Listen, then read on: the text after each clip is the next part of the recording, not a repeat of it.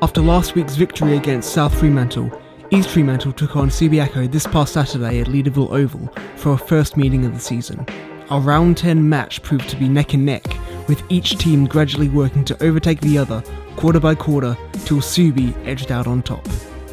In a promising sign, the Sharks improved on their first quarter tally from last week's derby, kicking the first 3 goals and cementing an early advantage over a Subiaco side coming off the bye. The Sharks spread the load, with Cody Smith, Dane Jensen and Aaron Meadowcroft all kicking first quarter goals before Subiaco steadied, kicking the last 2 goals of the term, with the Sharks taking a 4-point advantage.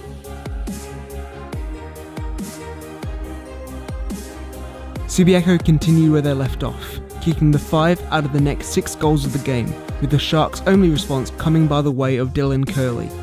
East Fremantle battled to stay with Subiaco, kicking the last 2 goals of the half, with the margin under 2 goals at half-time.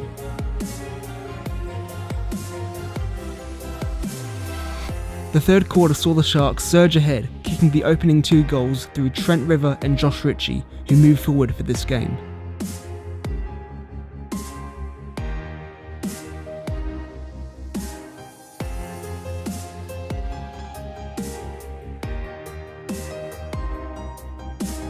The fourth quarter proved challenging for the Sharks, with Subiaco establishing a commanding lead, kicking the first 6 goals of the quarter.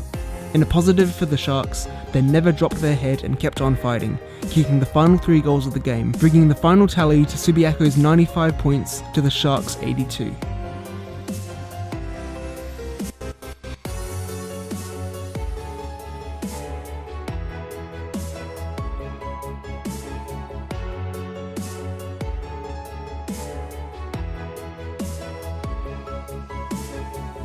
In other news, the WA State 18s played their second game against Vic Metro, falling short by 18 points at Optus Stadium on Sunday.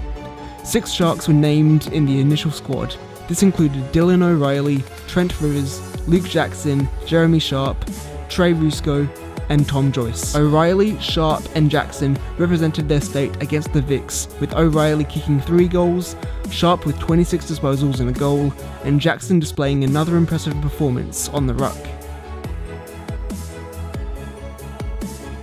Next week, the Sharks travel for a 3rd consecutive week and head to Left Lane Park for the first time this year to take on the Demons, being the final game before the club's bye. We'll see you all then.